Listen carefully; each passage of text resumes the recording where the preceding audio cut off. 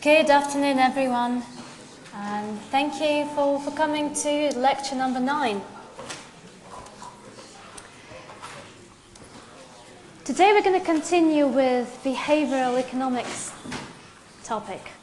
This time we're going to look at how irrational preferences, beliefs and decision-making manifest themselves at employees of a company rather than at consumers, which a company tries selling their goods and services to.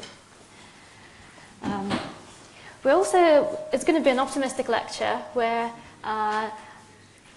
in addition to looking at cognitive and emotional limitations humans have, we also will re-examine a very old kind of conflict of interest, which economists have been fascinated by for years.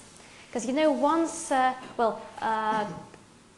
you would think that from a philosophical point of view, companies and workers really should be each other's best friends, because without the other party, neither of them can produce goods and services and earn profit/wage and create wealth and so on and survive.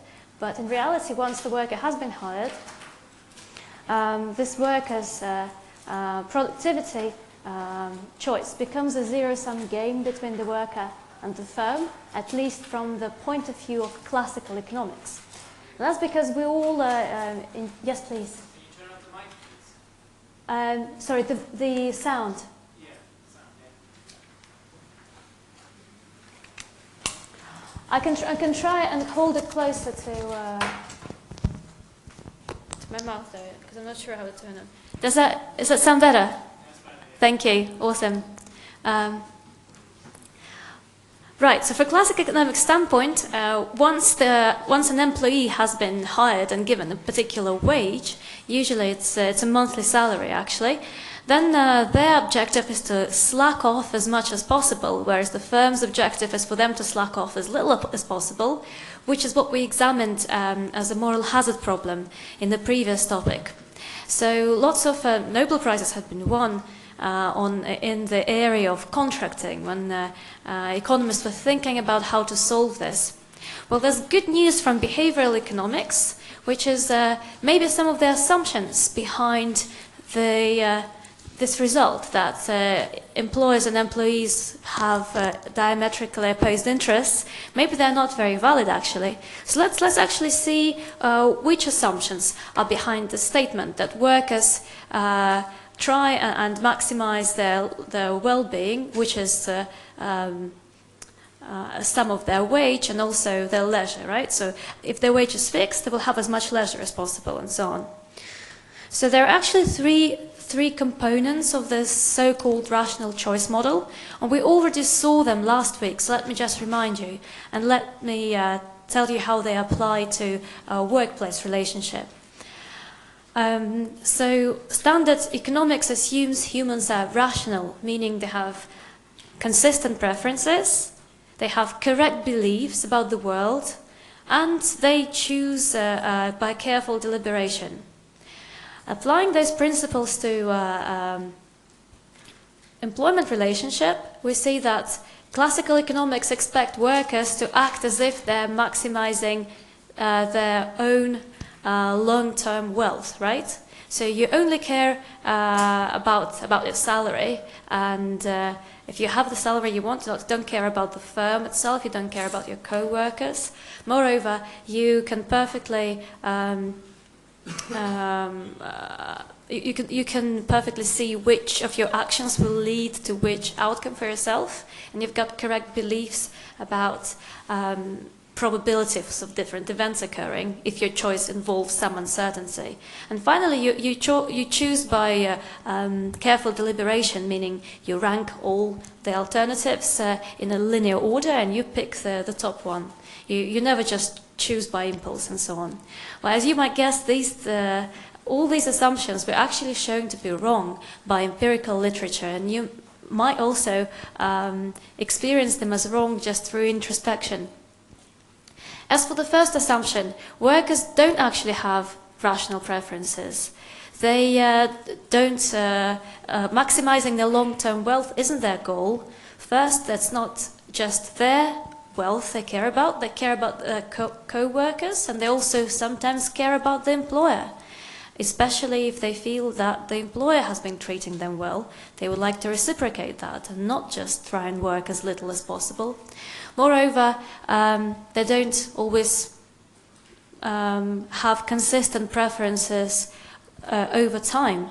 Workers sometimes make a plan to work hard, starting from next Monday, or starting from next month, or starting from January the 1st, and then their plan fails, and it's not because they were trying to take their employer for a ride and spend their working day taking BuzzFeed quizzes, which Game of Thrones character are you, but just because they were distracted and their interests aren't misaligned with the employer's interests. They would actually love to have worked more, but they maybe might care for some help.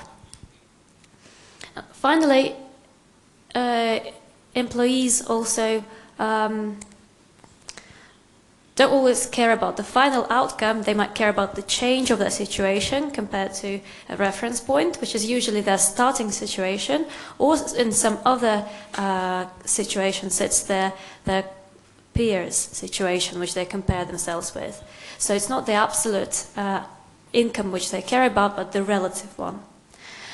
We saw that we already saw how consumers are affected by these non-rational preferences, in particular loss aversion and its consequence known as endowment effect and self-control. So we'll look at how the same irrational preferences manifest themselves in workers' choices and how employer can help them, and we'll also consider an additional irrational preference known as reciprocity, when you're not only trying to maximize your material well-being, but actually you're happy to sacrifice your material well-being to help others.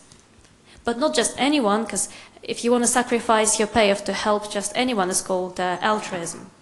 but you want to specifically help people who have helped you. So these are irrational preferences. So it's, if you ask a person what is it that they're trying to achieve, they will tell you this. Now, workers also have irrational beliefs. Remember, beliefs is something which you take into account when making a decision in a random scenario where you're not sure exactly what the outcome of your actions will be.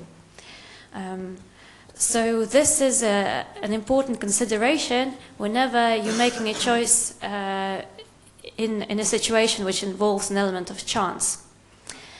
We will mostly look at managers' decisions here, because managers often have to remunerate or punish their subordinates, and they do it based on the performance of those subordinates. But as you all know, it's not always entirely up to you which mark you get in the exam. I mean, I hope in Business Economics 2 exam your mark will be up to you and no one else, and you'll be able to get very good marks. But sometimes you're not feeling great, or sometimes the question is unexpectedly hard, and so on. And same applies at work. There's an element of chance in performance. And if managers misunderstand this chance, the influence of this chance, if they if they just misunderstand statistical laws, then their managerial decisions as to who to promote and who to sack might be very inefficient. So we'll look into that.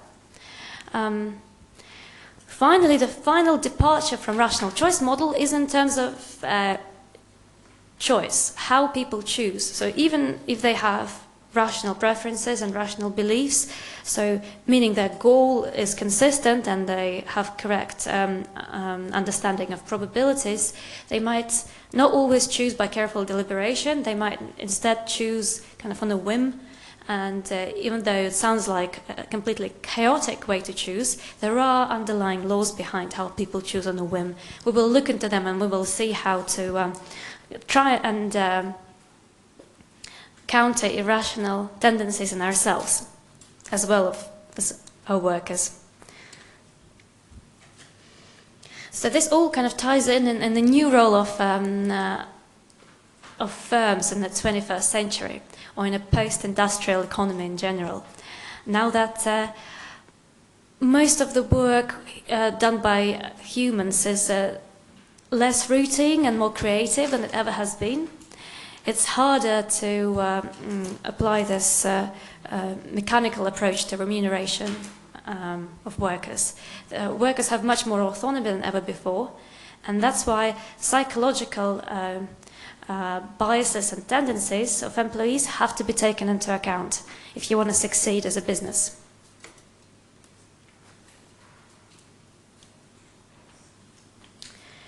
Okay, so the very first irrational preference we'll look at, because we'll look at departures from rational choice model in turn, look at preferences, beliefs, and decision making. The very first one is reference dependence.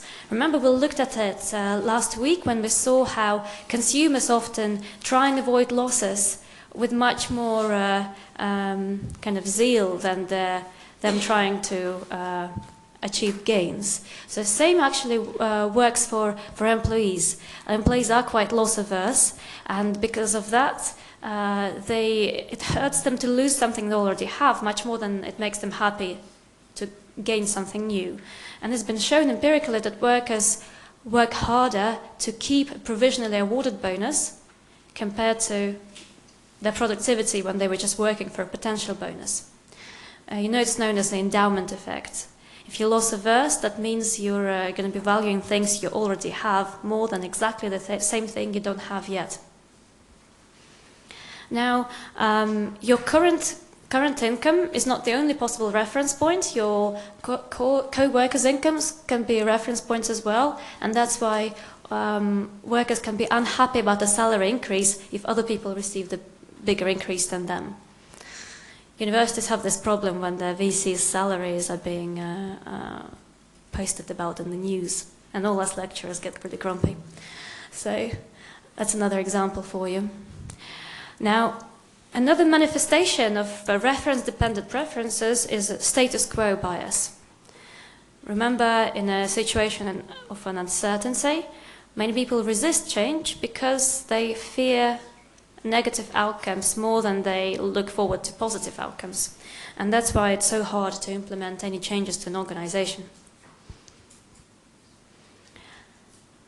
So this is to do with reference dependence. Now, another irrational preference which affects a workplace relationship is priming. Remember we played the game with priming when I asked you whether you think that Mahatma Gandhi died before or after he was 140 years old, and this anchor influenced your answer to a serious question, how old he actually was.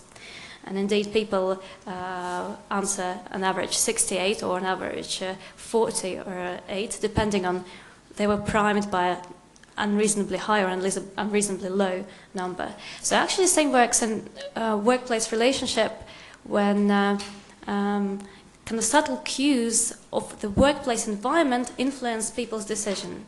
So you might think that corporate cultures is something kind of funny what you see in American movies, but its physical manifestations such as the values of the organization printed on posters actually affect how people think.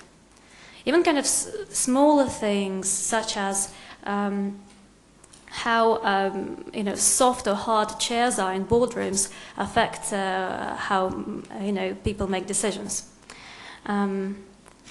My favorite experiment on priming was actually about priming behavior with words.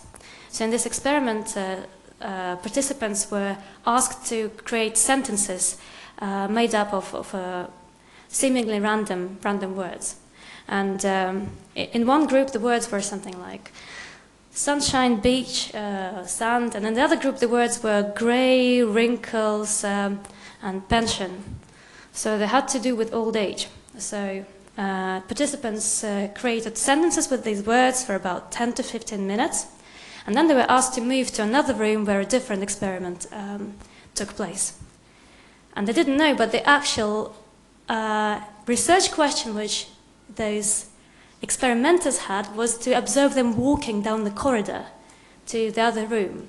And participants who had words wrinkles, grey and pension in their task, they were slouching and they were walking more slowly.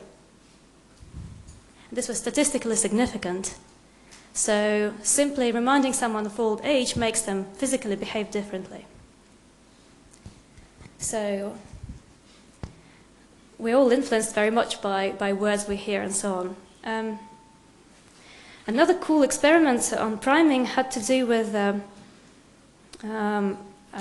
two-sided feedback between our physical and mental state. In this experiment, two groups were asked to watch cartoons and rate them on how funny they were. And has anyone heard about this?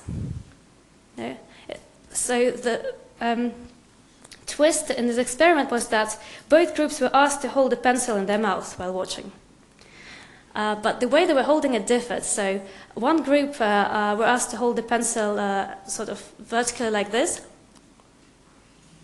Another one had to hold it horizontally like this. And people who held pencil like this rated cartoons as significantly funnier. Can you see why?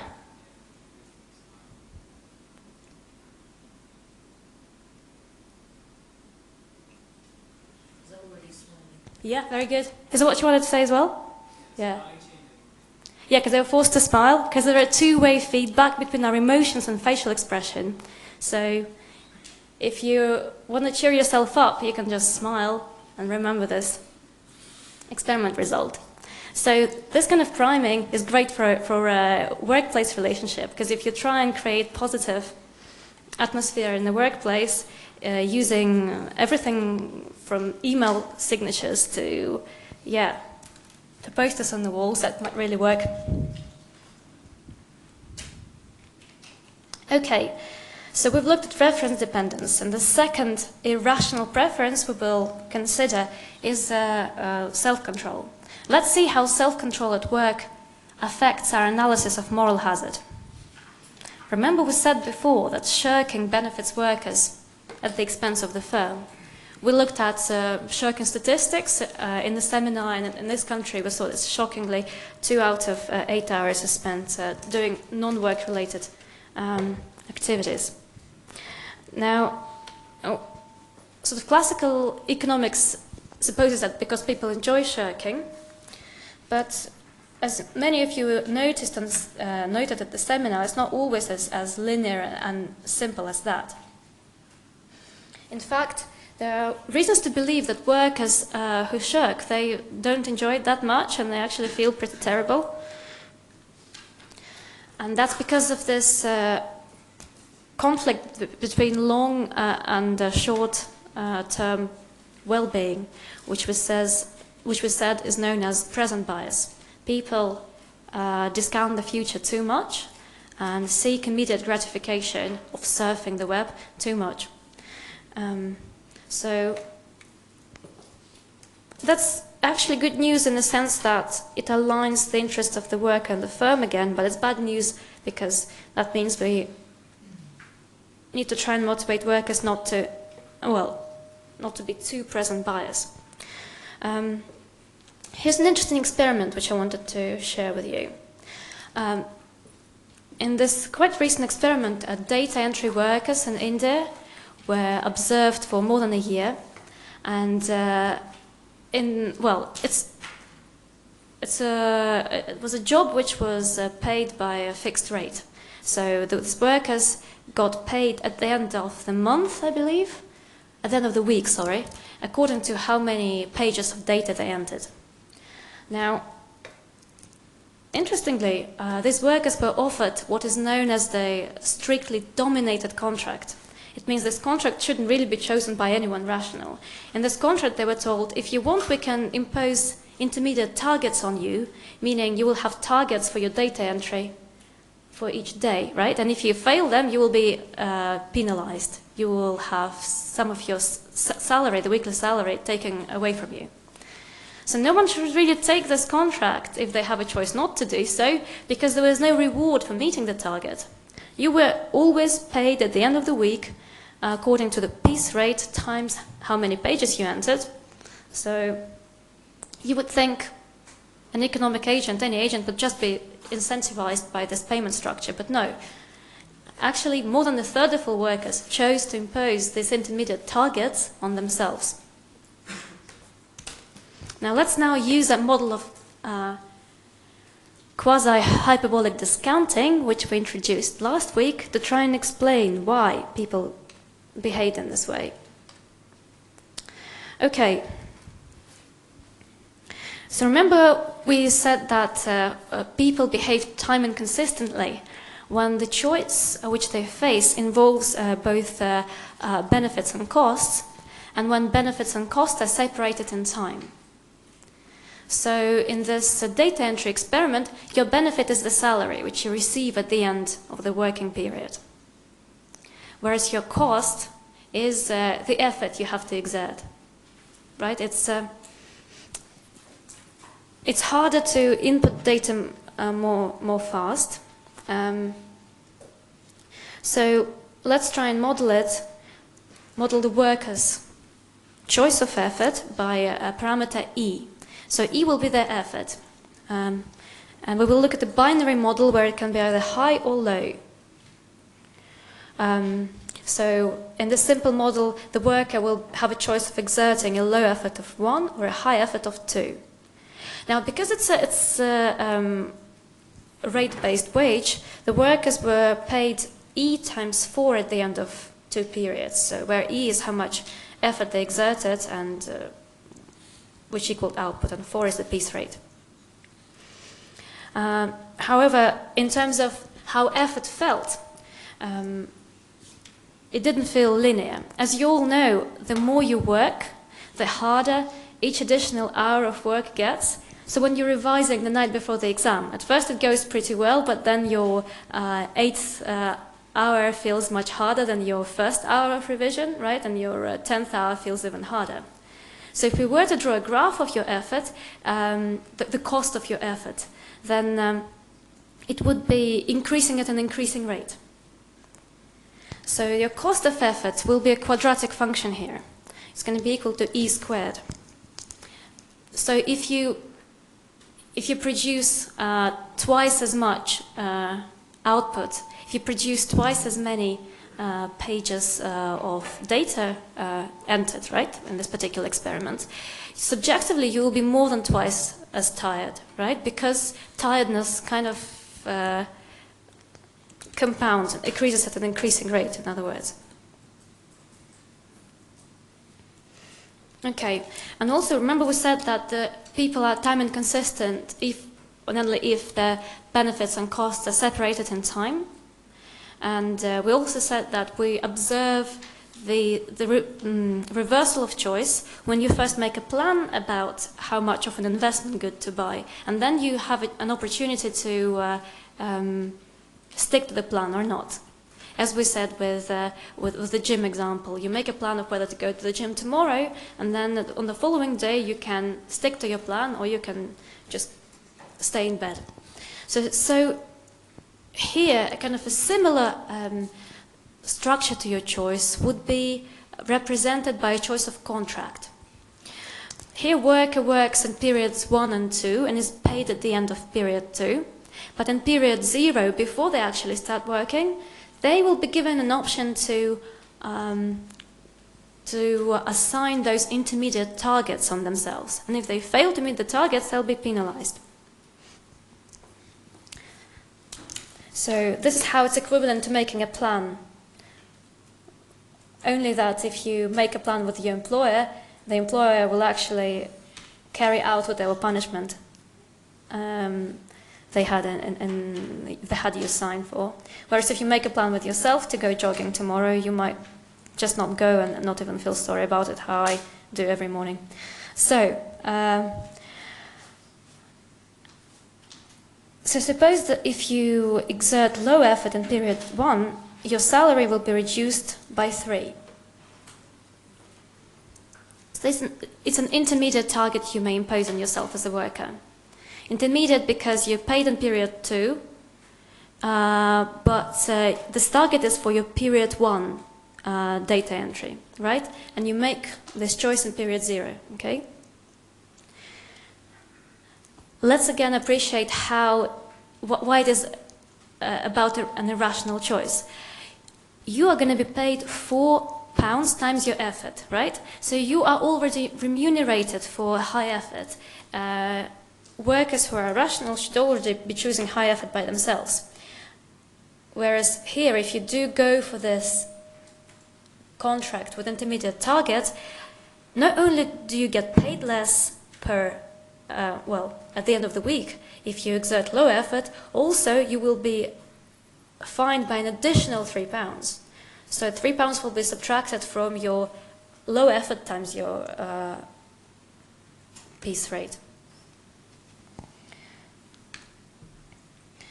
Right, remember that our quasi-hyperbolic discounting model was characterized by 2 discount factors. Delta is your usual discount factor, so each future pain and gain is discounted by a rate of delta to the power of t, where t is the time delay between your decision and this pain or gain. And beta is this additional discount factor, which captures the self-control problem. So it captures this fact that people discount future far too much. They're too present biased. So all future payoffs, in addition, will be discounted by this rate beta. So mathematically, we will just multiply all future payoffs by the rate of beta delta to the power of t. Usually beta is estimated to be between 0.5 to 0.6, whereas delta is about, well, it's quite high, because it's a daily discount factor.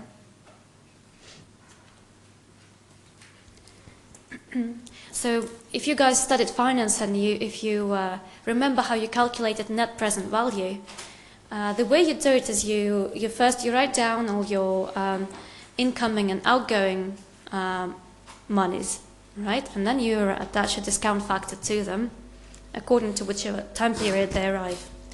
And so your time delay will be always compared to now, the point where you're making a decision whether or not to invest. Same here. First thing we want to do is we want to put a time frame on all future gains and losses, right? So if you are at the period 0 making a decision about whether or not to impose the target on you, then your effort will be tomorrow in period 1, and your payment will be the day after tomorrow in period 2. You always paid in period 2. The reason why I say it's only the period 1 effort which might need an intermediate target is because in period 2, workers will choose to exert a high effort already. It's known as payday effect. People always work a bit harder on their payday. And this was shown empirically in this experiment as well. And the reason behind it is that for whatever work you do on your payday, you're going to be paid for on the same day, meaning there's no time gap between your gains and pains. And when there's no time gap, you evaluate and compare gains and pains in a more rational way. So mathematically, let's look at the net present value of the 2 investment decisions, so to speak, you might take, right? If you exert high effort, which is effort of 2, you're going to incur a quite high cost of 4 in terms of tiredness, but you're also going to earn quite a high salary. Remember, you paid 4 quid for each unit of E, so you're going to pay 8. So your net payoff is going to be 8 minus 4. See, we're not discounting anything here, because this is period 2 decision. It's how much you choose to work when you come to work on the 26th of November, which is tomorrow actually. It's my payday, and I'll be working very well, answering all of your emails with a much lower delay than usual.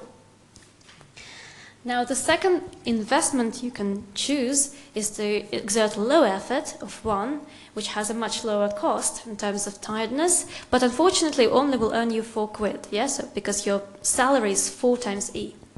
And your net payoff is 4 minus 1, which is equal to 3. So comparing these 2 investment opportunities, you would go for the one with higher NPV, so you would go for high effort. So that's what payday effect is. You choose to work hard if you're paid on the same day that you need to complete your work. Yes, please? What about, let's say, because the way technology has come to our workplace, naturally our work is going to become faster. So we're saying more work is going to become... Like, our work is going to be faster if we, as technology is in our workplace, so that I want to evaluate efforts. That's a very good point. Do you mean it will? Which kind of parameter will it affect? You reckon you're going to be paid more for the same effort because you will be able to do more in the same amount of time? Well, that's good news because if we instead of 4 we had number 10, right? Then it would be an even higher incentive to work hard, right? So I think with technology we should see less of self-control problems. But also, maybe with technology we could get paid faster for whatever we do. And you know how more and more people are now pretty much self-employed and get paid by their consumers. So yeah, that's kind of interesting comment about how this will be affected by this.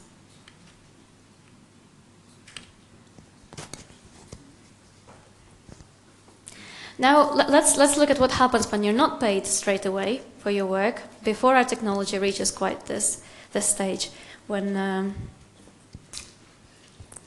what you do is maybe produce videos on YouTube and then get advertising income through clicks, which is something really stirring up academic world, where people producing YouTube videos are much more popular than many academics and what they talk, and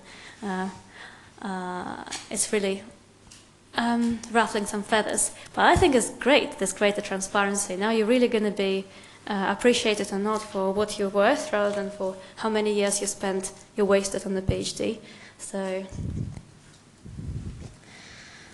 yeah, As you said, technology is helping us with this, but let's see what happens before technology helps us.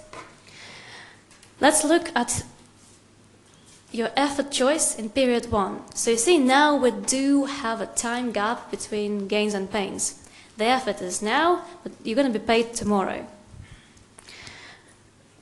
So because of that, tomorrow's payoffs are going to be discounted at the rate of beta delta. So it's going to be 0.5 times 0.9 equal to 0.45. See, delta is raised to the power of 1 here because your time delay is equal to 1. So this means that tomorrow's payment of £4,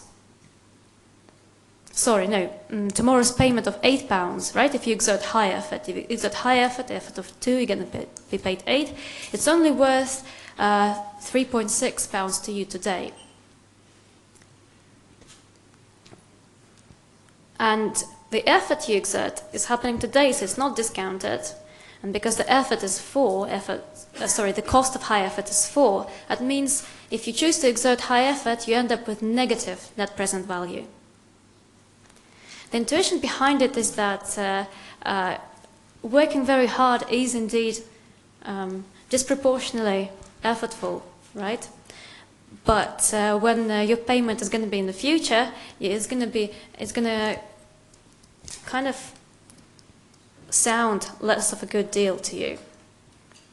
Whereas if you slack off, yeah, of course you're going to be paid less, but so you're going to be paid £4 tomorrow, which in terms of its present value is only equal to 1.8. So notice how the present value of your salary is exactly half from low effort compared to high effort. That's because it's just a linear formula, right? Your discount factor times the payment. However, because the effort is non-linear, it's the cost of effort, because slacking off actually is much, much easier than working hard. In the end, you decide to slack off. When it's not your payday, you work less hard. So this is kind of the same result we obtained with the gym exercise last week.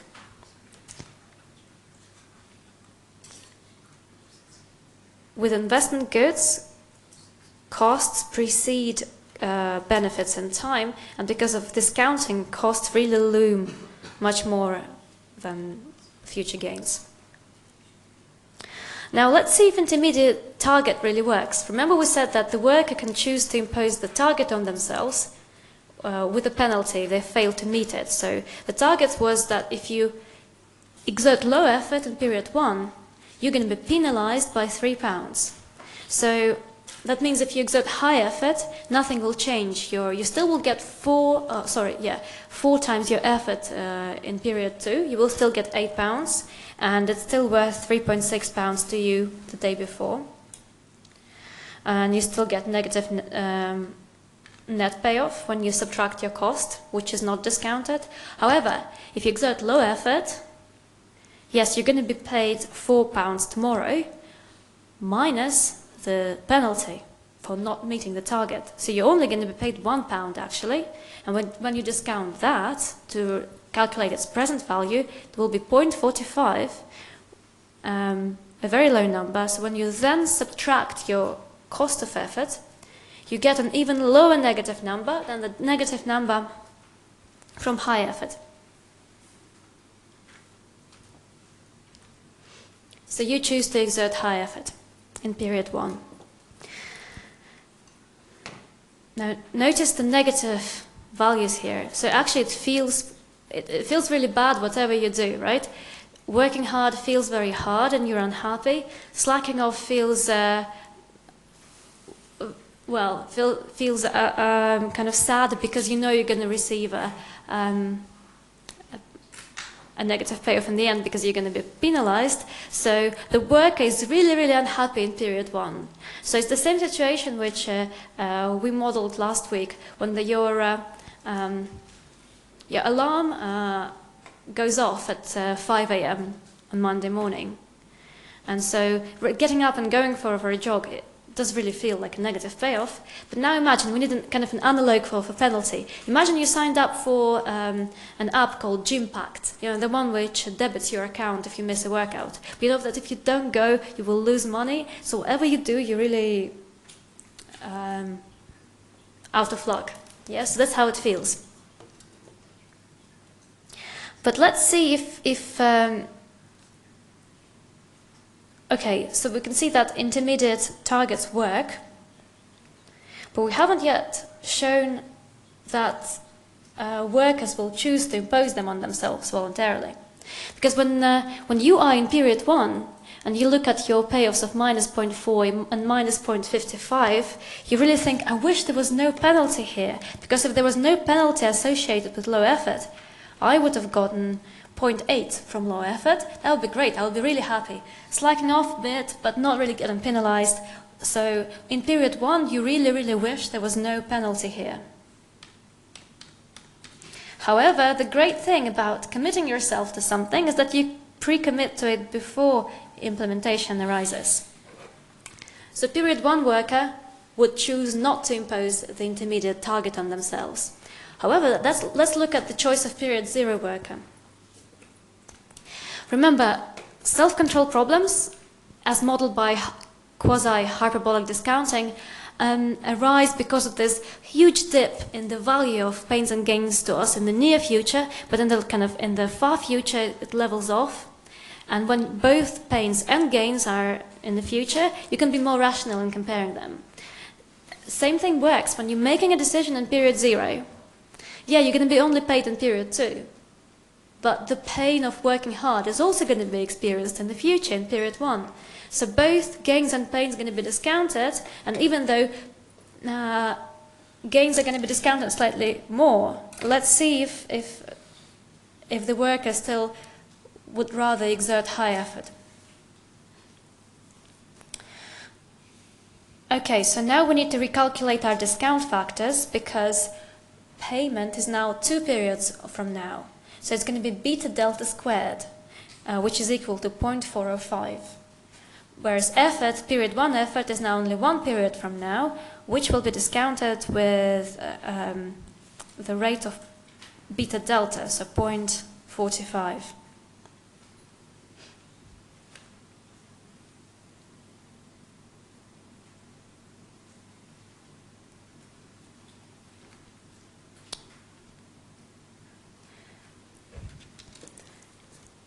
I hope you can see how the math works here. Let me just talk you through it again. Now, the worker, when making a choice in period 0, she's not actually making a choice about how much to work in period 1, because you can't make this choice directly. It's like playing a game with yourself. You can't force yourself in the future to do something, but you can create restrictions for yourself, which will mean you will freely choose an option which you sort of, in retrospect, wanted for your future self to choose. So, period 0 worker knows that if she chooses to impose this intermediate target on herself, then her future self will be really, really unhappy and be really grumpy, but will choose to work hard. And we'll get a payoff of 8 in period 2. So that's our second bullet point, yeah? Which is worth, minus the cost of it, discounted according to tomorrow's rate, is worth 1.44 to the work in period 0. Yeah, if I work hard, I will get paid more in 2 periods' time. Yeah, I will also incur a higher cost in 1 period's time, but the net present value of this investment is 1.44 for me. Whereas in period 0, I know that if I don't impose this target on myself, I will choose to slack off in period 1. I will choose to snooze this alarm if I don't have any punishment associated with snoozing it.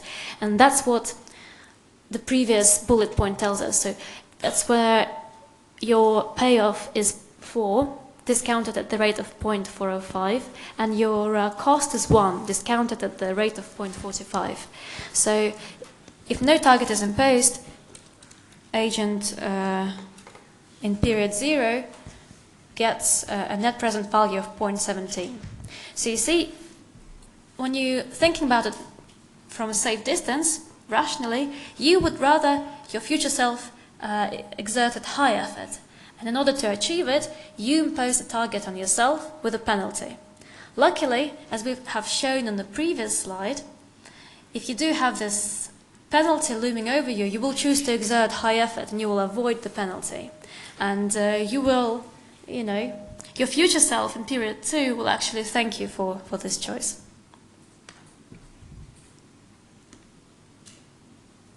Okay.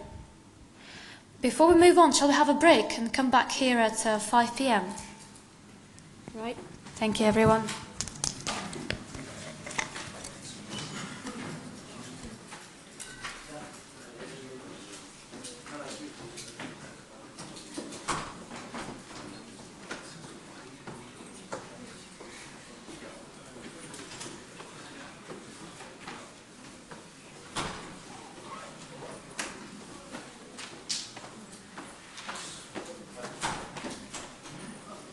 Hello. Is it not just like the beta delta multiplied by cost? Oh, sorry. That was the assumption that if you fail to meet the target, you will be penalized by £3. It's in the very first slide on this topic. If you move. No, actually, it's not that. It's a separate thing. Sorry. If you scroll back even further. Yeah, this one. Yeah.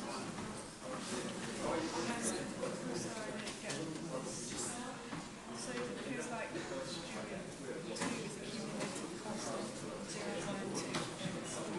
Well, yeah, we're just looking at, because it's you're paid using this piece rate, we're looking at these decisions separately. That's your period 2 decision, right? So whatever effort you exert in this period, you will be paid 4 times your effort, and the cost of your effort for yourself. So it's just period 2 decision in isolation, and then we're looking at period 1 decision in isolation. You could, if you add them up, you know it will work out, but it's easier because your total salary will be whatever work you've done in both periods times 4, right? But you make this decision every time separately when you come to work on a given day and think, am I going to work hard today or not? So I hope that makes sense. Thank you. Hello Maria, how are you doing? I'm good, how are you? I'm doing great, yeah. So I just want to ask you about, is this a lecture which is going to be on the exam or not? Yeah, this is the last lecture should be in the exam, so next week's lecture will not be. No, it's a lecture, it's a revision lecture. Well, our revision lecture will be on the 9th of December. We also have a lecture on corporate social responsibility next week. Yeah. Which is just for fun. Just, well, fun for me, and this is fun for you. I mean, I like, if it's behavioral, of course I like it. I mean, I like behavioral anyway. Oh, thank you very much. Yeah, it's kind of continuation behavioral topic. This time why firms might not be always maximizing profit, why they are sometimes behaving socially responsibly and how. Just like, most of the things are from I think, Thinking Fast and Slow. Yeah, you read that? Yeah, I've read that. Oh, well done. Yeah, some time ago. It was hard. Yeah, I want to read it again as well. Yeah, but that, so next week is going to be the lecture just for fun, to see yourself, then revision, then mock. So there are 3 lectures left over then. Revision and mock will be in the same lecture. It's going to be So yeah, have revision in the first hour and then look at the mock exam in the second hour. And yeah, about your office hours during December. So what time are your office hours going to be open and not? Do you know that? Oh yeah, so it's going to be 12 till 2 next Monday because there will be seminars. No, like in December. Oh, so after December. So the last date you won't be applying to any students. So what will be? Do you know that? Well, I will be in the office on the 9th, my last day, but I will be replying to emails straight out. Christmas break. Throughout the Christmas break and until January?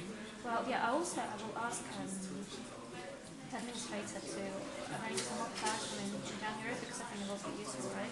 That's what I'm asking. Yeah. I'll be back home. I will just be emailing you if I have any questions. So that's what I'm asking. Yeah, I'll ask to arrange a mock class. So unfortunately, I can't use my previous office anymore, so I'll be in a new room. But I will make an announcement in the whiteboard. But you have an office right here. No, I was sitting in someone else's office, and now someone else needs it back, and now they gave me someone else's office. Was it Ralph Becker's office? I was in James Lincoln's office before, Oh, I've seen that. and now I'm in Rachel Brigham's office. Yeah, last year he was teaching. He was amazing for us. Yeah, it's such a shame. Yeah, such a shame. I guess because it was difficult for other colleagues to be in his office because I knew him very well, was going to put me there. Yeah, but now there's a visiting researcher who's going to take on James's office. So. Right, yeah. So you just get in and after one office, then after the so you're near Paul Millwich then? Yeah, that's where I was, Jim. In James, I know his I'm office. visiting Rachel Britain's office now, so when you come to the right, it's straight to the easiest post office in the world. Oh, right, that's right. Do you know Rachel? I've heard of her before. She's quite famous, isn't she? Yeah, she's quite a senior professor, so I don't know if she teaches much at all. You probably haven't. This is the only econ course I have this year. Really? All the other courses I did mine. But it's related to behavioral science. Last year we did most of the things in behavioral science. Oh, was that? Well, sorry, it must be really boring for you because you have No, I enjoy it. behavioral finance and No, I enjoy it, you know. That, also that thing where you were also talking about money motivation. I did that to a friend actually recently. Did you? So he wanted me to wake her up early every day. So if she doesn't wake up, I'll call her 3 times. She doesn't wake up, I'll do it 5 times. Already won 20 pounds. Amazing. So that's how. There was also one guy who actually placed 7,200 pounds every day. So dollars in America. So if he wasn't able to finish a task for a day, so he would pay $7,200. Well, he never did pay because he was able to finish the task. So money motivation, just like him. Wow, how were you able to implement this with your friends? Did she give you a stack of cash before, or was it were you finding her afterwards? Afterwards. Yeah. Yeah, afterwards. Not like I'm going to take her cash and then give her back if she wakes up. Of course, that's not Yeah, but you need to be a good enough friend, right? Because otherwise you would refuse to. I'm a good friend, that's why I'm doing it. Yeah, good friends actually change your friends' behaviors. That's what they do. And also, next year you're going to teach this course? I'm not sure because I was told something changes. There's going to be fewer students next year. I don't know why. Maybe it's going to be available in fewer programs or something. Because one of my friends was asking, he's in second year, he was asking if you're going to teach it next year. If they offer it, I will teach it here, but I don't know if they will. That's all my questions. Thank you very much. Yeah, good chatting to you. You too. As always. Yeah.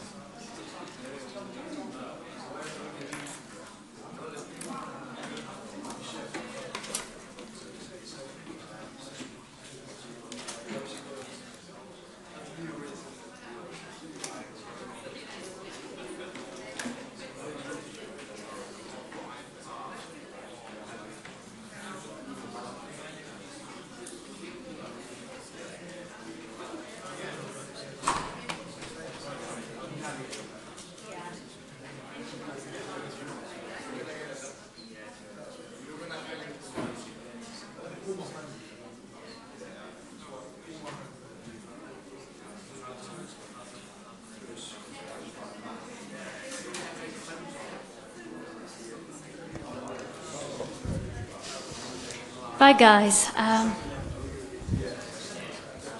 Going back to our topic, we looked at two types of irrational preferences. We looked at reference dependence and self-control problems. And now we're going to look at the final type of irrational preference. Well, irrational really is an ironic word because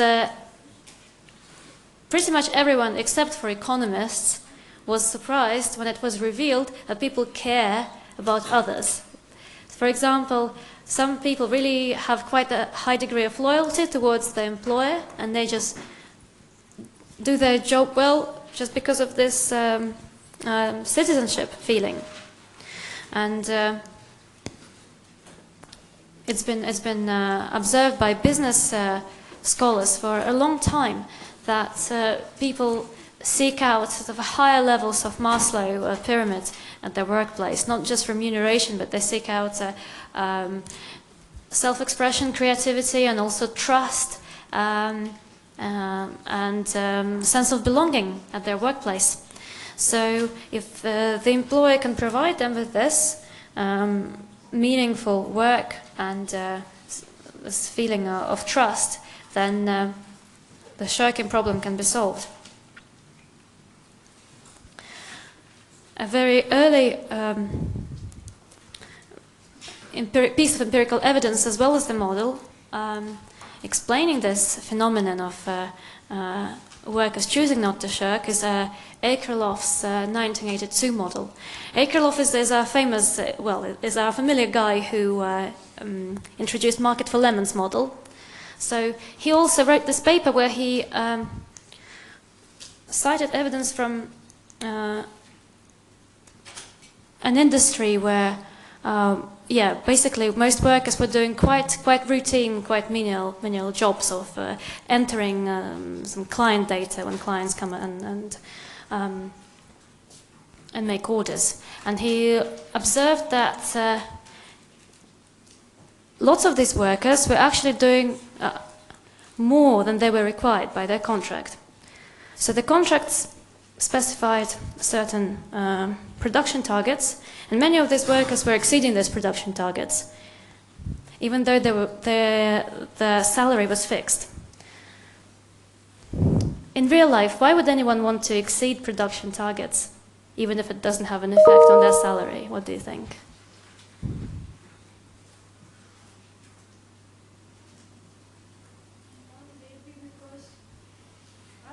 because he or she is anticipating that they may get a promotion. Because of promotion, very good. Is it what you wanted to say as well? Sorry, we had another raised hand. Yeah, promotion is a very good motivation for people to work hard even when it's not remunerated directly. And Akerlof actually thought about it, and he chose, it's going to sound very sexist, but he chose an industry where the promotion wouldn't be an issue, because everyone employed there were young women. And back in the late 70s and 80s, they were expected to leave their work once they get married. And so promotion was not an option for them. But they still worked harder than they were expected. And he was really puzzled by this. So he hypothesized that there's some sort of gift exchange happening there.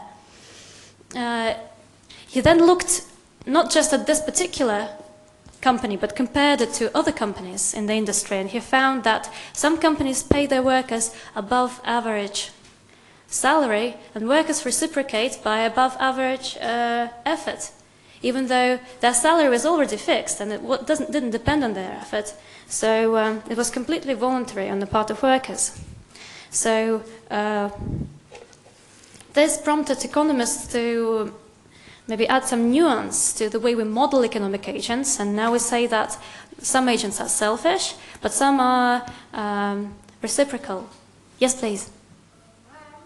Don't you think that payoff will be safe ultimately? Because, let's say, if a person is working in a very normal place, okay, he's putting effort as per his salary. But here, in the other case, one is paying above the salary and the other is doing above the effort needed. So technically, their payoff will be same, right? So in what case? When you're talking about shirking, because of the net payoff, they will shirk, right? Mm-hmm. Because they know ultimately. Yeah, by shirking I mean just working with lower productivity. So, for example, in this particular job, Akerlof is citing what those employees, these young women were doing. They were creating a database of orders from clients. And they could record this very slowly because it was handwritten, or they could record it quite fast if they chose to. So they could have shirked because they would be getting the same salary. So I guess that's it. But yeah, we need to look at this particular case of what exactly shirking is. So yeah, but it's been observed in other socio-scientific scenarios that people often are happy to sacrifice their own material payoff in order to help nice people, in order to help nice people, and in order to hurt mean people. And actually, even though these words sound kind of like a moral judgment, we can define them economically. We say someone is kind to us if they're choosing an action in a game where they have a choice of actions, which results in an above average payoff to us. So if you hold your own action fixed, and if you look at the action sort of menu of the other agent, this action menu maps into a certain subset of a two-dimensional payoff space, whereas their own payoff and your own payoff. And you look at the efficiency frontier of this subset, right? So it's an area where the trade-off exists. Because obviously everyone always has a choice to do something which hurts everyone, but we usually don't choose it. Usually the choices which we actually are considering are between the ones which are better for us and worse for others, or worse for us and better for others. So this is our efficiency frontier. For example, as a worker, how much to work above your minimum production target. And obviously the more you work, the better for the employer, but the worse for you because you end up more tired and you have less energy to do leisure stuff. I wanted to say to come home and spend time with your family, but we were talking about young unmarried women in the 80s here. They probably came home to their parents. So if someone is choosing an action which is not at the border of this efficiency frontier, where they get the best possible payoff and you get the worst possible payoff, but somewhere away from the border, they're being kind to you. And reciprocal agents prefer to react to such actions by a kind action as well. So they respond in kind, which is another bad pun of this model.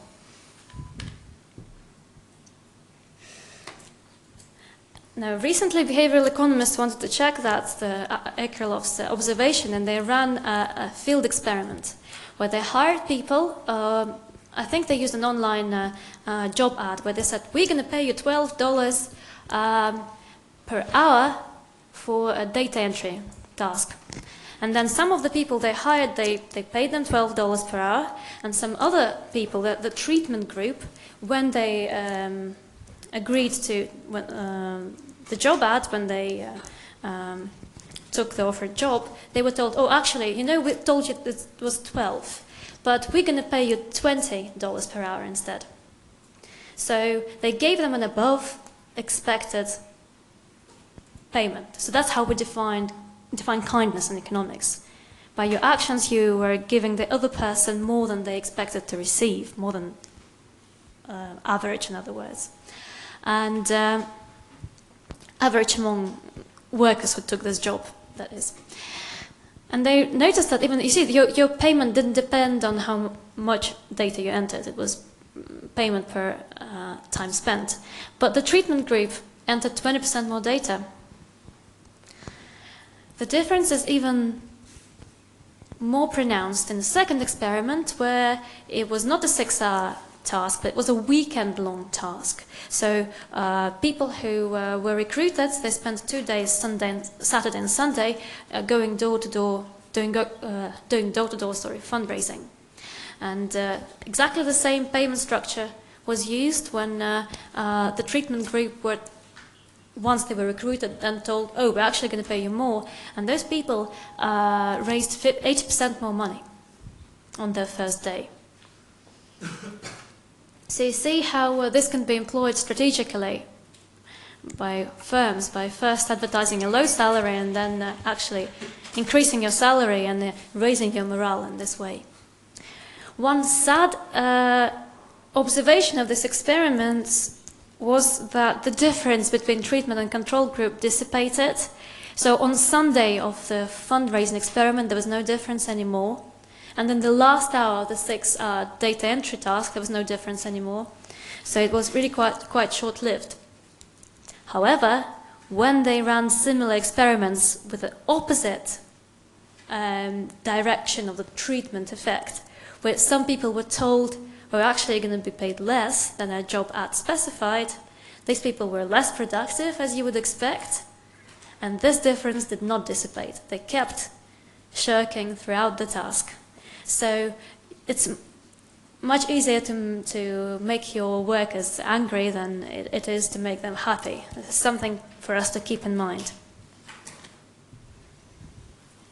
Oh, I quite like this experiment too. So it's all very well that workers might feel grateful to you for giving them a higher than expected salary, and they might reciprocate by working harder, but workers also feel reciprocal towards their co-workers.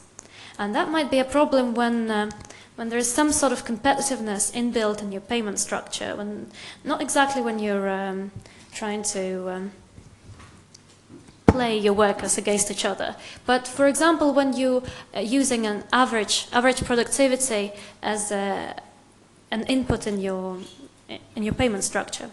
So in this experiment, workers at the British farm were working under a relative piece rate for the first 8 weeks of the experiment, meaning you were paid according to how much more productive you were than an average worker. Productivity is how many kilograms of fruit you gather in an hour, right?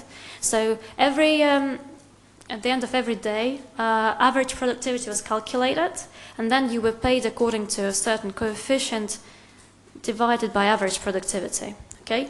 So you see what happens when you yourself personally work harder and gather more fruit. You will always end up with more money in your pocket, but because you're increasing average productivity, you're decreasing everyone else's pay. Not by much, but if everyone does that, it will significantly reduce average productivity. So your effort has negative externality on your co-workers. So the way to test whether this actually affects productivity in a negative way, this piece rate, they then changed the payment structure after the 8 weeks. And they introduced simple piece rate, when you were paid a certain amount for the kilogram of fruit you gather in an hour, right? And actually this piece rate was lower than the average piece rate in the preceding 8 weeks, which of course was changing depending on average productivity, but still the new payment was lower.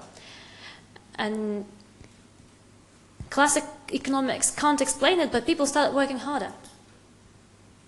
And the reason is they now didn't have this kind of social incentive to slack off in order to decrease average productivity and increase their friends' payment, okay? You see how it works. In the first 8 weeks, they worked less hard than they would themselves choose to if their hard work hadn't had negative externality on their peers. So,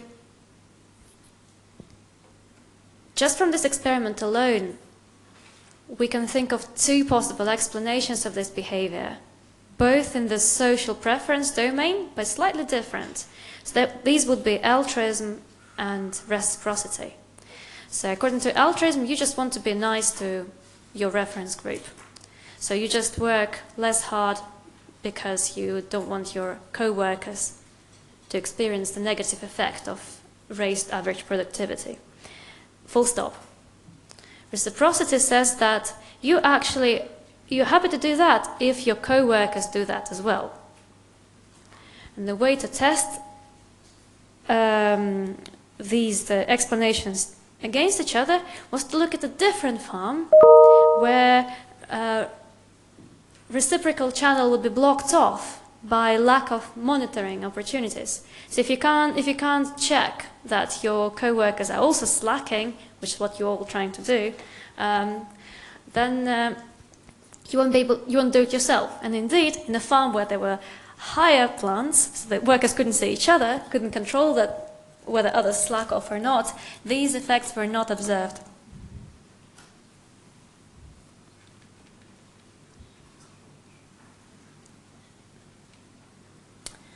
Okay, so we looked at the rational preferences, so we're now moving to rational beliefs.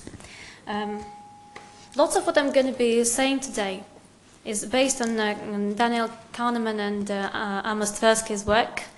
They were psychologists who were motivated by a question of whether people are good intuitive statisticians, whether people understand statistical laws intuitively just as well as they understand many other things. Because you know how young children get a full grasp of their native language's grammar by the age of 5 or 6, despite being exposed to a very, very small fraction of all body of language of the mother tongue. And so Kahneman and Tversky were wondering whether the same works for statistical laws, and they found that it doesn't actually work. The two particular statistical regularities which people fail to understand and which has implications for managerial decisions, we're going to look at are the so-called law of small numbers. I put it in inverted commas because it's not actually a law, it's a bias. And the second one is ignoring regression to the mean. Regression to the mean is the actual statistical regularity, which people don't always realize. Do you guys remember what the law of large number says? It's an actual law. So the law of small numbers, it's like a misunderstanding of this. Does anyone remember?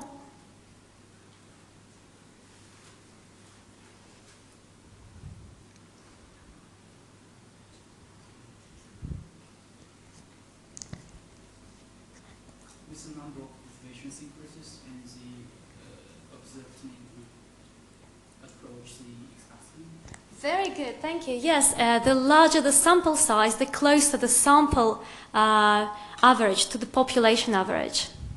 So basically, think about a statistical process with a known mean, such as there's a 50-50 chance to get heads or tails when you toss a coin, right? The more times you toss a coin and record heads and tails, the closer the split of heads and tails will be to 50-50. If you toss a coin only once, then you will have 100% of your sample being heads or tails, right? It's very far from the actual population distribution. But if you toss it 1,000 times, the number of heads will be very, very close to 500. So the law of small numbers is a misunderstanding when people think that small samples should also approach population statistics. So it's a belief that small samples have large sample properties, which is not true. Whereas regression to the mean, which is an actual statistical law, says that any processes involving an element of chance would regress to the mean in time, meaning an extremely high values will be followed by less high values, and extremely low values will be followed by less low values, as we will see in a moment. We start actually with regression to the mean. The reason why regression to the mean is such an important thing for managers to realize is because those extraordinarily high or low values of a random process are usually the points when managers choose to interfere and either punish or reward a person.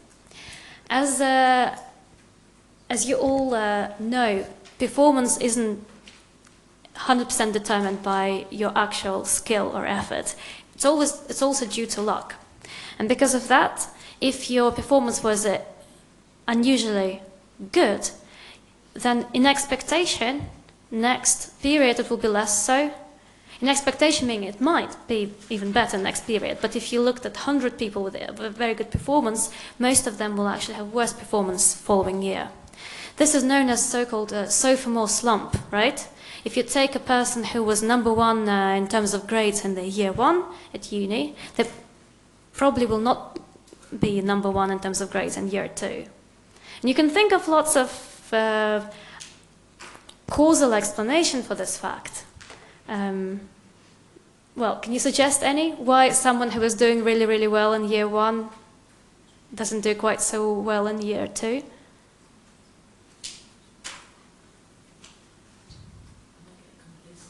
Complacent, very good. Yeah, you might be resting on your laurels and so on. And there is an element of this as well. But there are also a very large element of simple statistics. If you look at sports, for example, it will also be the case for freshly recruited sportsmen. Their performance in their second year of the star sportsman is lower than the first year. So yeah, and again, the reason behind it is just stats. So suppose I drew like a target on this blackboard and then asked all of you to come and throw the chalk at the target, but not facing it, being with your back to the target. And then we will see who was the most precise person and hit the target, right? We can even have a league table of how precise people were. You can see how this is, to an extent, a chance process, isn't it? Because you can't see where you're throwing. And then we'll do this experiment again, and we'll draw another league table. And I can guarantee that the person who was number one in terms of precision for the first experiment will not be number one anymore. So it looks as if, as if you somehow get worse results because you were so good in the first place. But in reality, it's simple stats. But suppose people who hit the target in the first experiment were rewarded, whereas people who missed it in the first experiment were punished. In the next period, star people would do worse, and the people who were very unsuccessful would do better. So it will look as if punishment was effective, but reward was not. So to managers, it will look as if, you never can get anywhere by being nice to your good employees, but you can get quite far by being mean to the bad employees because you can motivate them this way. And this is the explanation why of the angry boss stereotype. In many films you see an angry boss, and that's the reason why, because lots of people learn through experience that punishment really works with your subordinates, whereas rewards don't. And that's how they become kind of stricter. And this is because they realize that stats, it's not their punishment and reward, it's just statistical law. So let's look at an example to illustrate it. And it shows you how to correct for this bias, for our ignorance of regression to the mean, and make unbiased forecasts of future performance. So let's look at a cafe chain. So importantly, it's a chain under the same administration. So you can think about Nero, right? They have a city centre cafe, they have a campus cafe, and they have a cafe in Chorlton. And suppose this was the sales figures this year, 30, 20 and 10 million respectively, and so 60 million in total. And suppose we know that those three cafes are similar in size and in drink selection. Actually all Neros offer the same drinks, but their sales might differ because of where they are. Quite broadly we can call this factor location, but of course it incorporates lots of things. How many people are around the cafe, what their willingness to pay is, and so on and so on. So, but let's say location affects how well you did, and also random factors affect how well you did. So we would expect the variation to be due to both these things. Suppose you were asked to forecast those cafes' sales for next year, given that the economy is expected to grow by 10%. So you know that you want your numbers to add up to 66 because you don't know anything else about how coffee industry will behave as a whole. But you want to predict sales figures for your shops within your chain. So you want to put numbers here which add up to 66. You can see where I'm going with it, right? A naive way to make this forecast would be just to increase each number by 10%, right? We would expect city centre 1 to still do wonderfully, and Chorlton 1 not to do so well, and the campus 1 to be intermediate in terms of sales. However, this prediction is biased because it doesn't take regression to the mean into account. Remember that all three shops are similar in terms of size and drink selection. If they were in exactly the same place, they would all earn exactly the same money. So location did affect them, but we also know that luck also affected this, or random factors. So this prediction didn't take luck into account. It assumed that all variation is due to location, which stayed fixed. Whereas in reality, not all of this variation was due to it. And one way to correct this forecast and make it unbiased is to regress our prediction back to the mean. Meaning we want to take luck out of our prediction. We want to, you agree with me, it will be silly to believe that whoever hit the target while throwing the chalk behind their back will be the #1 in the league table in the second experiment. So we want to kind of moderate our forecast. We want to slightly decrease the prediction for the city centre shop and slightly increase the prediction for Chorlton shop, because some of the star performance of the city centre shop was due to luck, and same for Chorlton. So one particular concrete way to do it is to calculate the number of factors which affect performance. We have two in this case, location and luck. Then calculate the share of luck in these factors. It's going to be 50% in this case. Then I'm sorry, I forgot the equality sign. 1/n times 100 equals 50. In our case here, last bullet point, I apologize. And then we want to move from our intuitive forecast 50% down or up towards the mean. Okay? So first we need to calculate the mean. The mean is average, in this case it means average among shops. All shops are exactly the same, so if they were also in the same location, we would expect them all to earn 22 million next year, right? Because we expect the chain as a whole to earn 66 million. So it so happens that the campus shop has exactly the same intuitive forecast as the mean, so it stays as it is. But for a city centre shop, we want to move 1/2 of the way, from 33 to 22, from intuitive to the mean. So we want to move about 6 million down from the intuitive forecast. And for Chorlton, we want to move, again, want to regress it to the mean, but in this case, mean is above our intuitive forecast. So we want to move 1/2 of the way, from 11 to 22. Now, once you do that, you can see this method is not super precise. It's a rule of thumb method by itself, even though we're criticizing rule of thumb as imprecise here. But that's the best we can hope for. That's why if you guys have a question like this in the exam, and we will look at this in the seminar as well, make sure your numbers add up to 66 or whatever, to previous year's sales times a rate of growth.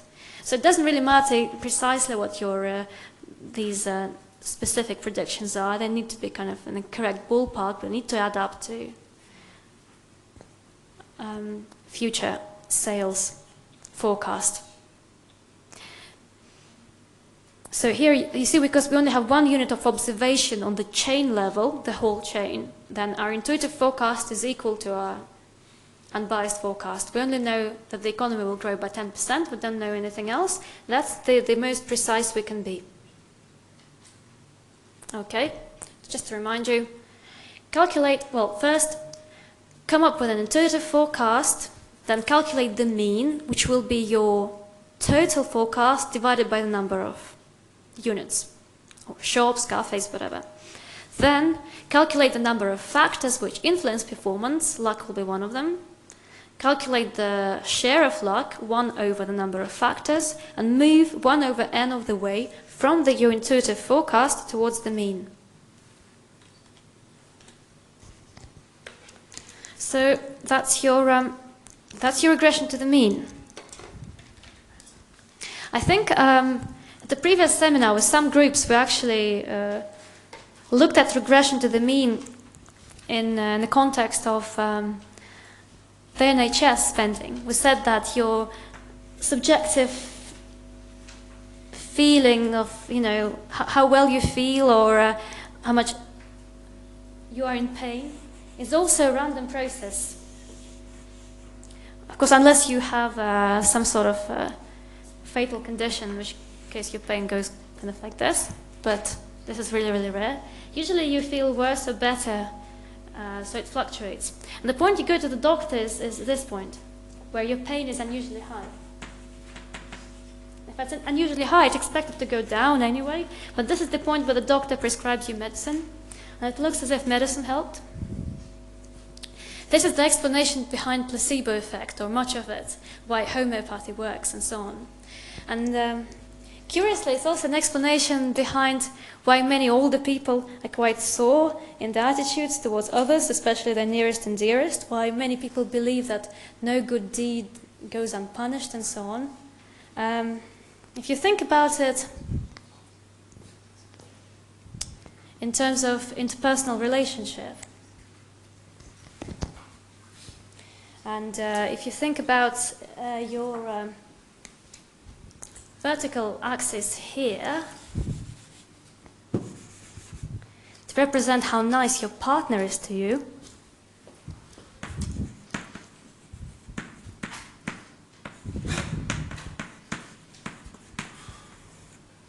so this is when they are unusually nice to you, and you say to them, "Oh, thank you very much, you've been so good to me today." And actually, the next day they're being really mean to you, and you think, "Well, yeah, actually, thanking my partner doesn't work." Or this is the point where they're being really mean to you, and you say, "Hey, look, don't be such a dick," okay?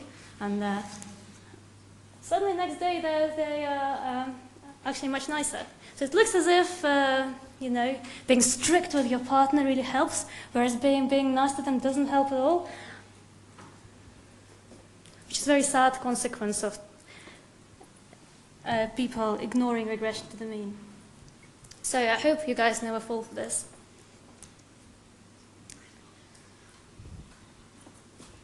I also hope they don't fire me for swearing. Right. Another statistical law which people ignore is the difference between large and small samples. As you said correctly, large samples have this nice property that their average, well, the average in those samples is very close to population mean, meaning in large samples, average outcomes are very likely, whereas extreme outcomes are very unlikely. So this fact affects lots of statistical reports, or statistics in general. When you see an ONS report, which lists the occurrence of something across regions, let's say, or yeah, regions I think is a good example, then some of the regions will be small and some of them will be larger. And you would think that the size shouldn't affect the rate with which something happens, for example, cancer incidence, but actually, in a way it does. Let's see how. So one such report was done in America. It examined performance of schools, but performance would mean student attainment, right? Exam marks. It looked at all schools in the country. The performance of students was evaluated and schools were ranked according to average exam mark. And when you look at this ranking, you will see that all schools at the top 5 are very small. And you can think of many real-life explanations why that would be the case, right? Why would a small school do better than a large school in terms of helping students achieve higher?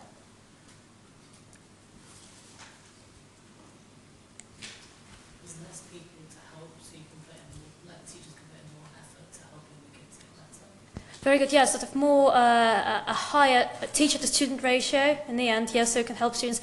Yeah, that's great. That does actually work. There is definitely an element of this. And Bill Gates thought, oh, it looks like small schools perform better than large schools, so he spent almost $2 billion from Gates Foundation creating smaller schools in America, including sometimes breaking schools up. And this initiative of the Gates Foundation didn't end up to be successful. And if someone in the very beginning had bothered to look at the very bottom of this list of schools, they would have noticed that the very bottom also consists of small schools. Actually, the worst performing schools were also small. And that's because, as I explained with the toss coin experiment, the smaller your sample size, the more likely an extreme outcome is in the sample, whereas the larger the sample size, the more likely an average outcome is. So if you only toss a coin twice, then you're quite likely to have both heads and both tails. It's an equivalent of very high performance and very low performance. Whereas if you toss the coin 100 times, it's very unlikely that you're going to have 100 tails or 100 heads. You're most likely to have 50-50. And that's why large schools were in the middle of the list, whereas small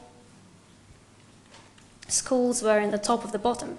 But because there are very good reasons why small schools will be better, just the ones we discussed. Yeah, this is a perfectly legit explanation. That's why even the richest, the second richest now, right, and one of the smartest, because he's self-made,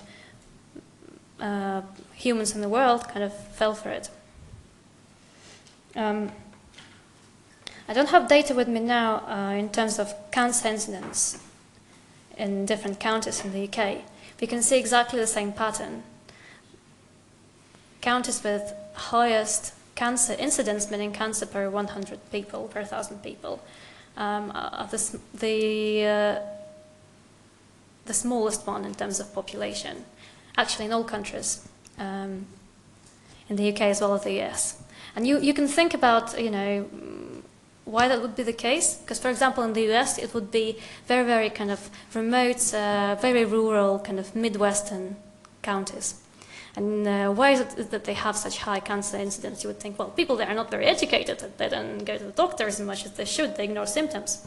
But then if you look at the counties with the lowest cancer rate, again, it will be rural, remote, Midwestern states. You would think, maybe air is nice and fresh there, and that's why people don't get ill. But the actual reason is just mere statistics. When you don't have very many people living in a place, it's more likely to have an unusually high or an unusually low rate of cancer. And that's the reason why so-called cancer clusters arise every now and then, where suddenly an unusually high proportion of a small village gets it. And people start suspecting poisoned water or, you know, aliens sometimes. Or these days I think Russians are also to blame for many things. But in reality, in a small village, because there are so many small villages, just statistically one of them will get an unusually high cancer incidence. This is not to downplay the importance of clean water, actually, or Russian influence. So you can see how this applies to management. If you, well, performance, as we discussed with the regression to the mean, is to an extent due to chance, actually more so than people believe. Meritocracy is a very favorable idea, or the idea many want to believe, but unfortunately luck plays a bigger role in many processes than we would want it to.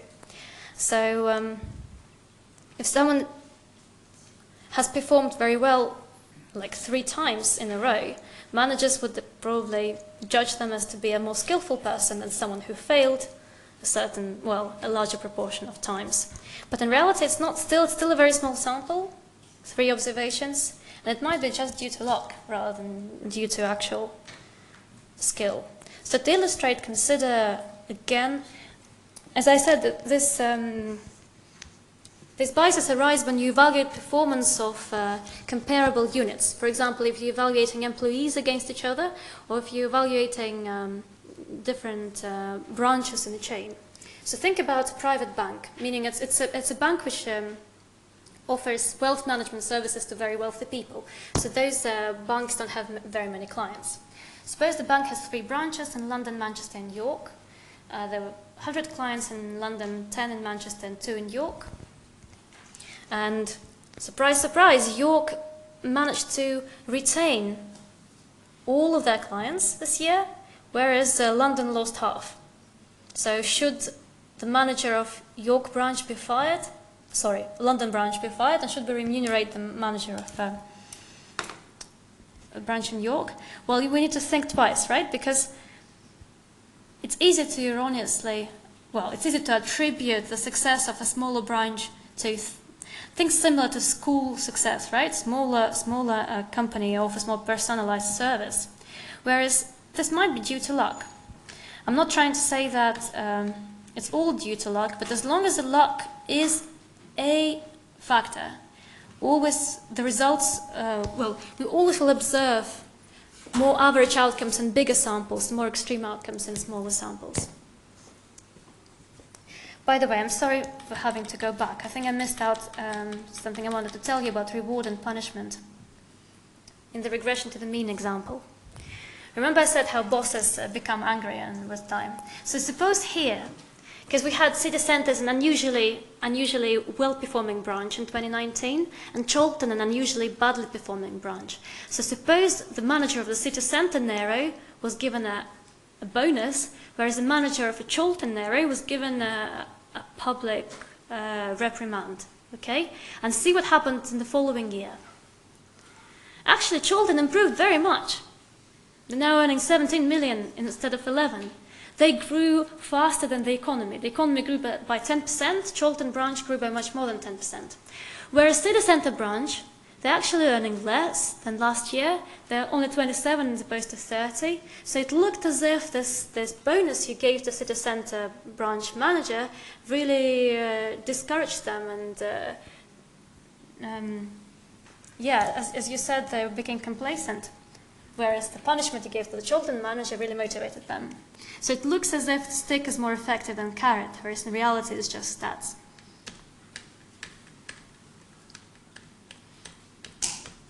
So it's the same thing kind of would work here if we were to give out remuneration to managers of those branches. Okay. Now, we looked at irrational preferences and beliefs. The very last thing is we look at irrational decision-making. So how is it different? It's when you know what you want, when you want the rational thing, you know all the correct probabilities, but you still choose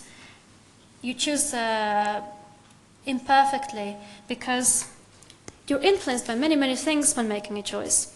One big thing everyone's influenced in is peer effects. You're influenced by others. And in organizations, that can have two negative effects on productivity. They're slightly different here. We're moving to it in the next slide. In general, decision-making at work, when it's done not deliberately, but not using a deliberative or controlled thinking system 2, but using automatic thinking system 1. It's subject to these limitations because when you're choosing automatically, you're choosing very fast, and you're influenced by your emotions and instincts. And for example, when something changes in your environment, which creates cognitive dissonance, you would be your automatic thinking will be rejecting it, because automatic thinking strives for consistency.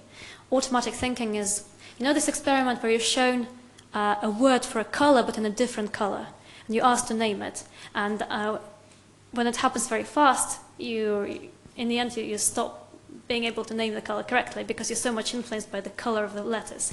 So this is your automatic thinking. So when there is the contrast between the color of the letters and the word which is written, when red is written in yellow letters, it creates cognitive dissonance and you make worse decisions. So the same happens in the workplace.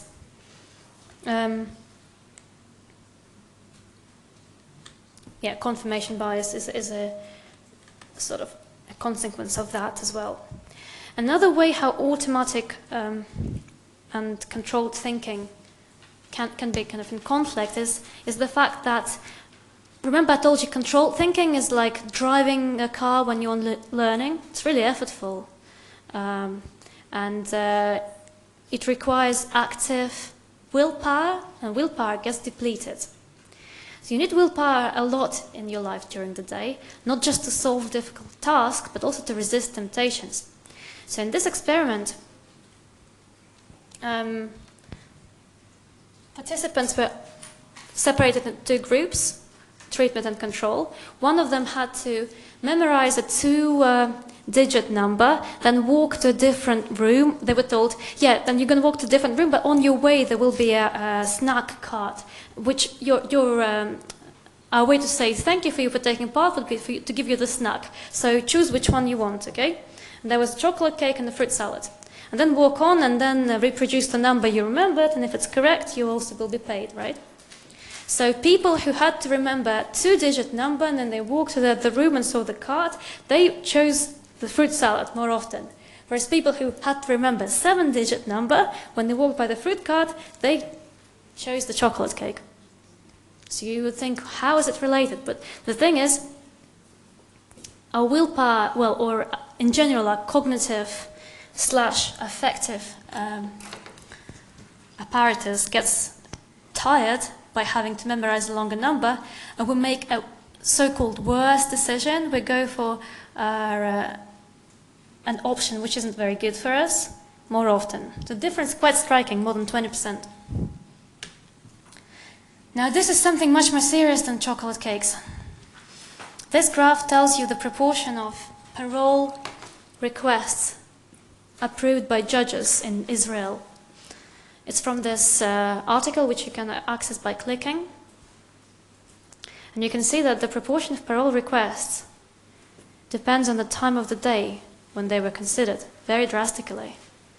And it really, really drops at certain times and then jumps. And those dotted lines were the food breaks of judges. So when you're hungry, you really are quite hungry as well. But these are parole requests, so it's not quite life and death, because it's not about life, corporate punishment. It's about corporate, let's say, not about hanging someone anyway. It's about just spending time in prison. But still, it's so important for people's lives, and it turns out depends so much on whether judges are hungry or not. It's quite sad. Yes, I wanted to tell you, we are influenced by others when making decisions, and it can lead to 2 negative consequences at work. One is herding, which happens when your decision is affected by what people chose before you.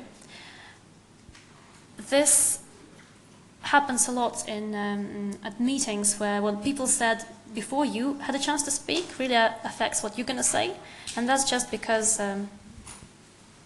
you believe that people who talk before you must know something, so following them is actually a good idea.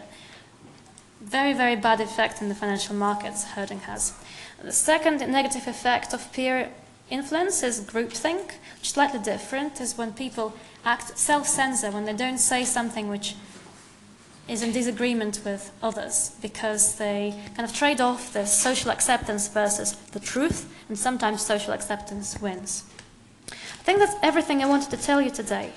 So thank you very much for your attention, and I see you at seminars and the lecture next week.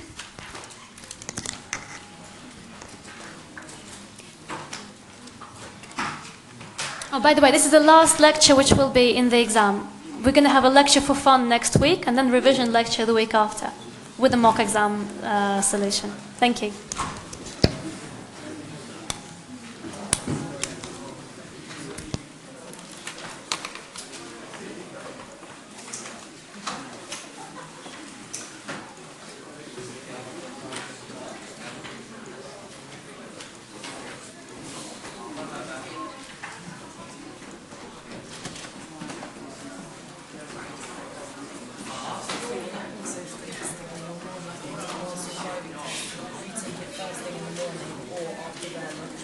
Oh, really? Oh, thank you. That's a great thing to know.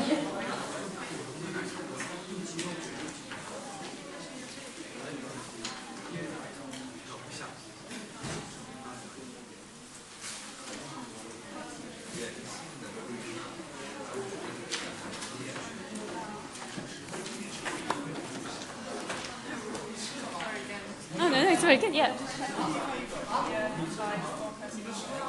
Oh, it's moving half the way between intuitive, from intuitive towards the knee.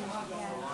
So you added up and divided by 2. Yeah, subtracted and divided by 2, and then added this result to here.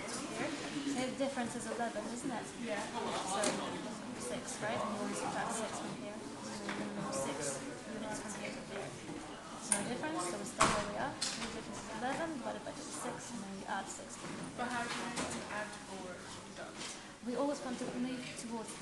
It's called regression to the mean. Yeah, because that's how it works. Sorry, I know it's kind of, yeah. So it depends on a number of factors effectively. So in the example you asked, would you like list out the factors? Yeah, but if you move to the very first slide on this topic, it will say It says location and luck. Yes, it might say location, product selection, and luck. So it would say the factors beforehand. Yeah, and then you will need to move 1/3 of the way if you have Yeah, three yeah, yeah. factors. Yeah, Okay, thank cheers. you. Thank you.